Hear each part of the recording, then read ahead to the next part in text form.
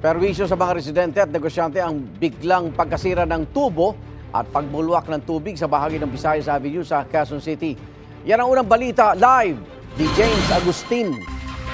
James. Igang good morning. Halos 7 oras na bumubulwak yung tubig sa bahagi ito ng kalsada dito sa Visayas Avenue. At ang epekto niyan, mayroon ilang commercial establishments nga na nawala na ng supply ng tubig o di kaya naman humina yung tulo sa kanilang mga gripo. Pasado alas 3 na madaling araw, patuloy pa rin ang pagbulwak ng tubig sa bahaging ito ng Visayas Avenue sa Barangay Basra, Quezon City. Tuloy-tuloy ang daloy nito hanggang sa drainage. Diretso rin ang tubig sa compound na may magkakatabing bahay, kaya nagdulot ng kaunting pagbaha. Sa gitnang bahagi ng kalsada, may lumalabas din na tubig mula sa nagkabitak-bitak at umangat na aspalto.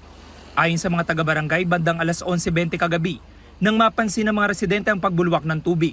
May concern citizen po na pumunta sa barangay na yung nga po na tumaas na yung aspalto at saka bumulwak na yung tubig sa gilid. Kaya tumaas na yung tubig sa kabila dito sa compound. Pantay po yan, hindi po yan nakaangat. Ngayon lang umangat yan nung may tubig na lumabas.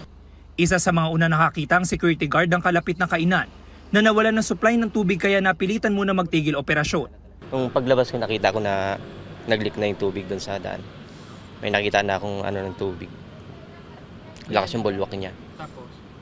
Nireport ko na po sa namin, sa manager namin, na may leak na tubig sa daan. Hating gabi naman ang humina ang tulo ng tubig sa gripo ng karinderya ni Alan. Mag-iipon na raw sila dahil baka mawalan pa ng supply. Malaking pong epekto nun sa amin. Kasi number 1, naghuhugas kami ng mga plato, mga bowl, tapos panluto, pangsaing. Doon kami umaasa. So kailangan po talaga mag-ipon kami ng tubig habang may tumutulo pang. Ngayon mamaya po yan, sigurado mawawala na kami ng tubig niyan. Nangangamba rin ang mga empleyado ng isang bakery. Humina po ng konti yung tulo ng gripo. Di po kagaya dati na mas malakas. Paano yan? Pag ganun po, iimbak na lang po kami ng tubig para po paggawa ng tinapay di kami mahirapan. Nakipag-ugnayan ng mga taga-barangay sa water concessionaire na nakakasakop sa lugar.